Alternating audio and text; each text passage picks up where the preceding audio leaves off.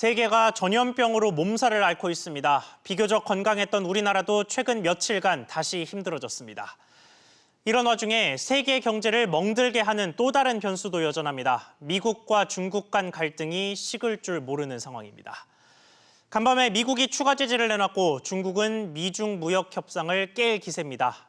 결국은 미국의 대선으로 어떤 식으로든 결론이 나기 전까지는 갈등이 좀처럼 가라앉지 않을 것으로 보입니다. 관련 상황과 전망 전문가와 함께 이야기 나눠보겠습니다. 양준석 가톨릭대학교 경제학과 교수 나왔습니다. 교수님 안녕하십니까? 안녕하세요. 네, 일단 간밤에 전해진 소식부터 좀 짚어보겠습니다. 미국 상무부가 또 제재를 내놨습니다. 최근에는 틱톡같이 다른 중국 업체로 제재 화살을 좀 돌리는가 싶더니 다시 화웨이의 화살을 좀 쐈습니다. 예, 화웨이 계열사 추가적으로 제재를 놨죠. 지금 미국 언론 보도에 따르면은 그 계열사들 그 화웨이가 계열사들이나 제3회사들 중로부터 부품을 사가지고선 미국에 공급하는 것을 막기 위해서 계열사들 그 화웨이가 계열사들, 아르헨티나에 있는 지사들 그런 데서 공급을 받거나 또 제3사서부터 공급받는 것도 미국에서는 못 판다. 그러니까 우회로를 차단했다. 예, 우회로를 차단했다고 하고 그 상무부의 그 빌미는 계열사를 통해서 그러니까 미국 밖에 있는 아르헨티나나 유럽에 있는 계열사를 통해서 미국의 특허를 침범하는 것을 막겠다. 그런 빌미로 지금 이렇게 그런 조치를 취했는데 미국 언론에서는 다 이렇게 해가지고선 그 파웨이 공급망을 완전히 차단시키겠다는 취지다. 그렇게 보도가 나오고 있습니다. 그렇군요. 자, 그리고 며칠 더 과거로 돌아가 보면 지난 15일이었죠. 이게 미중의 무역 협상의 이행 여부를 좀 점검하기 위한 고위급 회담이 예정돼 있었는데 중국 측의 통보로 무산이 됐습니다. 이게 직접 만나는 것도 아니고 화상 회담이었는데 나중에 언제 만날지 날짜도 안 잡고 중국 측에서 좀 일방적으로 회담을 파기했다고 하더라고요. 이 상황 어떻게 보십니까? 일단 그 정부 측에서 미국 정부 측에서 나오는 보도 자료 같은 걸 본다면은 이게는 순수하게 어떤 그 시간 그 스케줄상 이유로 지금 얘기를 하고 있습니다. 그래서 예. 트럼프 개인 마찬가지고 정부 측에서도 마찬가지인데 이게 어떤 지금 1차 협상에 잘못되는 것은 없다. 이런 식으로 보도가 나오고 있지만은 지금 그 중국이 그 고위 공산당원 회의를 하고 있거든요. 예.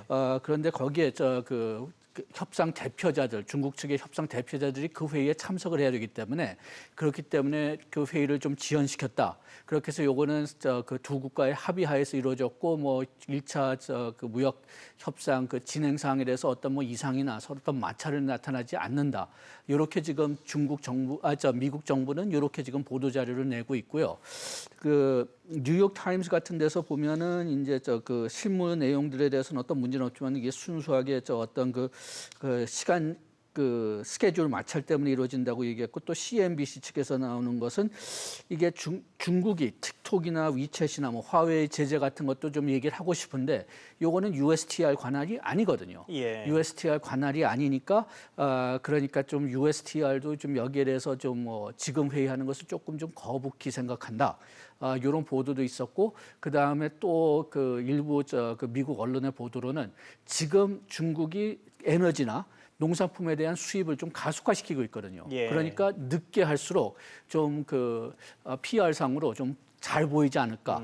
그래가지고선 그 양국가가 좀 지연시키기로 합의했다. 좀 이런 보도들이 나오고 있습니다. 그럼 말씀하신 내용을 들어보면 지금 중국이 미국에게 잘 보이기 위해서 협상을 연기한 건지 아니면 공격하기 위해서 협상을 연기한지 전망이 좀 엇갈리고 있는 것 같은데. 둘 다 있을 겁니다. 네. 그러면 지금 중국에서 나오는 이야기들을 들어보면 남은 무역 합의의 이행 여부와 미국의 지금 중국 업체 제재 이 두 개를 좀 맞바꾸려는 듯한 움직임을 보이고 있거든요. 이게 계속해서 이어진다고 가정을 했을 때 결국에는 미국이 중국의 제재를 포기하지 않고 중국 역시 앞으로 무역 합의를 이행하지 않겠다는 사실상의 협상 중단 선언을 하는 이 강대강대치가 이뤄질 가능성도 있다고 보십니까? 지금 어떤 면에서는 중국이 협상 레버리지가 가장 높은 때입니다. 왜냐하면은 그 트럼프 대통령이 특히 미국 농민들에 대해서 자기 그 재선의 가장 중요한 지지자들의 일부죠. 그 농민들에 대해서 중국의 그 수입이 그 미국 농민들한테 아주 좋은 결과 가져올 거라고 계속 홍보를 했기 때문에 예. 만약에 1차 협상이 이제 깨지면은 그렇게 해서 중국이 미국 농산품을 안 사게 된다면은 그러면은 트럼프가 이제 농민들한테 약속한 것도 지키지 못할 뿐만이 아니라 이렇게 자기가 그렇게 아주 좋은 협상가였다. 여기에 대한 어떤 그 인식도 좀 피해를 받을 수가 있거든요. 예. 그러니까 중국도 이걸 어느 정도 알기 때문에 재선 전이 어떤 면에서는 가장 좀 협상 레버리지가 큰 때니까 그러니까 그걸 좀 활용하려고 있는 것도 같고요. 트럼프도 어떤 면에서 마찬가지입니다. 트럼프도 일단 중국이 너무 1차 협상을 지키지 않으면은 자기한테 불리하고 그다음에 이번 재선에서 그 가장 먹혀들고 있는 전략 중에 하나가 중국에 대해서 강경한 입장을 취하는 거다. 그렇기 예. 때문에 계속 중국을 공격하는 거죠. 그렇군요. 자, 그런데 지금 말씀하신 내용을 또 들어보면 중국이 지금이 협상력이 좋으니까 말하자면 목소리가 큰 시점이라는 것 아닙니까? 그런데 트럼프 대통령이 공격을 좀 멈출 기미가 보이지를 않아요. 이번에는 알리바바, 그러니까 중국 최대 전자상거래 업체에 규제를 할 것이다라는 전망이 좀 일각에서 나오고 있더라고요. 실제로 규제가 가능할까요? 지금 규제를 실제로 하기는 좀 어려울 것 같습니다. 예. 알리바바가 하도 크고 그다음에 틱톡 같은 경우와는 달리 알리바바 같은 경우는 B2B도 굉장히 많이 비중을 가지고 있고 또 미국뿐만이 아니라 유럽 국가나 다른 아시아 국가들하고도 B2B를 통해서 상당히 많은 거래를 하고 있기 때문에 예. 그렇기 때문에 그렇게 쉽게 미국이 규제를 할 수 있지는 않을 것 같은데 다만 트럼프 대통령도 이런 소문은 계속 나오고 있지만은 트럼프 대통령 자체가 한 말은 지금 그냥 검토 중이다. 그런 말밖에 안 나왔거든요. 그러니까 이게 진짜 어떤 제재를 생각하고 있는지 아니면은 좀 아까 얘기했듯이 이게 조금씩 이제 힌트를 주면서 좀 중국을 움직이게 하려고 하는지 압박용 이거는 아직 카드일 압박용 수도 카드 있겠네요. 가능성이 상당히 큽니다. 왜냐하면 트럼프 대통령 제가 개인적으로 그냥 실제로 말한 거는 그냥 검토 중이라는 말밖에 더 안 했거든요. 네. 자, 그런데 이런 가운데 좀 흥미로운 지표가 하나 있습니다. 중국 스타트업이 뉴욕 증시에 상장하는 IPO라 그러죠. 이 금액이 2배가량 늘었다라고 하더라고요. 그리고 여기에 이제 상장을 하게 되면은 미국에 있는 금융사, 뉴욕의 금융사들을 끼고 상장을 하게 될 테니까 수수료를 뉴욕에서 가져가게 될 텐데 이게 수수료의 40% 넘는 비중이 중국 기업들에게서 벌어들이는 수수료다라고 하더라고요. 그러면 트럼프 대통령과 중국의 이 강대강 대치가 이어지면서 뭐 중국의 신규 스타트업들이 더 이상 뉴욕 증시에 상장하지 않으려고 든다면 그러면 이거는 월가가 피해를 보게 되는 것 아닙니까? 월가가 일부 피해를 볼 수는 있을지 모르겠지만은 큰 투자은행 같은 데는 그렇게 많은 피해를 볼지는 조금 좀 애매합니다. 왜냐하면은 예. 지금 미국에서 뉴욕에서 IPO를 하지 못하면은 뭐 홍콩이나 런던 쪽으로 갈 거거든요. 지금 홍콩보다는 런던 쪽으로 갈 것 같은데 만약 예. 그렇게 된다면요. 그렇다면은 중개하는 회사들은 아마 계속 투자은행들이 될 겁니다. 국가만 다르지 이름은 국가만 같다라는 그렇죠. 거죠. 그러니까 뭐 미국 본사에서 하느냐, 뭐 런던 지사에서 하느냐 그 차이니까 회사들 자체는 그렇게 큰 피해는 보지 않을 것 같지만 그래도 뉴욕 안에서 피해 보는 사람들은 있긴 있겠죠. 예. 그다음에 일시적으로는 좀 시장에 혼란이 올 수가 있기 때문에 그렇기 때문에 그렇게 월가가 좋아하진 않을 것 같지만은 피해가 그렇게 크지는 않을 것 같습니다. 알겠습니다. 조금 다른 이야기로 넘어가 보겠습니다. 이렇게 미중 갈등이 계속해서 불거지고 있는 것이 앞서 잠깐 말씀드린 것처럼 결국은 미국 대선 때문입니다. 근본적인 이유를 보자면요.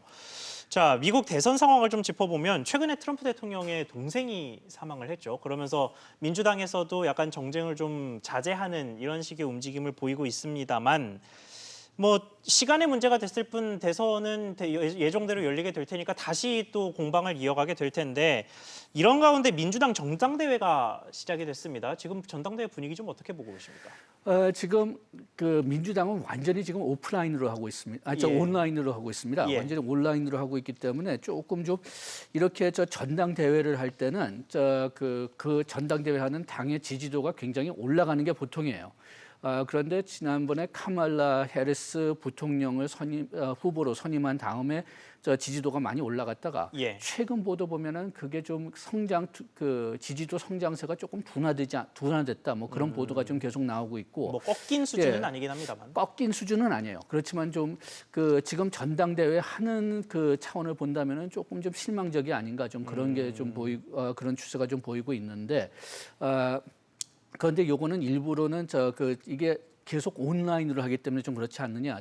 그 미국 그 전당대회 중계하는 거 본다면은 그러면은 큰 스타디움에서 뭐 그냥 사람들이 그냥 아주 적극적으로 그냥 후보들 밀어주고 그렇죠. 뭐 그렇게 그런, 뭐 예. 수천 수만 명의 사람들이 완전히 모이는 그냥 시각 뭐, 효과가 예. 있죠. 그 K-팝 음악 콘서트 보는 것 같은 그런 기분이 들어야 될 텐데 그게 지금 안 보이니까 예. 좀 그게 문제가 되지 않나 좀 그런 생각도 좀 들긴 하지만은 그렇지만 아직까지도 그 설문조사를 본다면은 전국 그냥 차원에서는 바이든이 확실히 그 우세한 기미를 보이고 있죠.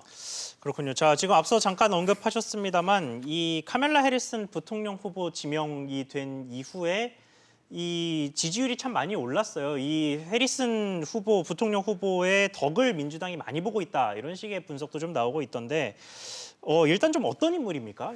예, 카멜라 해리스 보면은 그 흑인 아버지와 인도계 어머니의 딸이고요. 예. 그다음에 그 2020년 민주당 대통령 후보로서 공천받기 전에 바이든이 공천받기 전에 뭐 오늘 공천받겠지만은 그 바이든하고 경쟁을 했던 사람입니다. 그래서 예. 그 선거운동 때 공천을 받으려고 했던 그 선거운동 때는 그 바이든을 상당히 비난도 했지만은 그렇지만 이번에 그 바이든이 꼭 그 유색 민족 여자를 선택해야 된다는 그런 압력이 너무나 많았기 때문에 예. 그렇기 때문에 해리스를 뽑았는데 이게 상당히 어떤 면에서는 그 현명한 선택이 된 게 지금 민주당이 상당히 취약했던 분야가 지금 그 미국의 인종 문제 때문에 그 경찰들 예산을 축소시켜야 된다는 그런 운동이 진보 측에서 많이 나왔거든요. 그렇죠.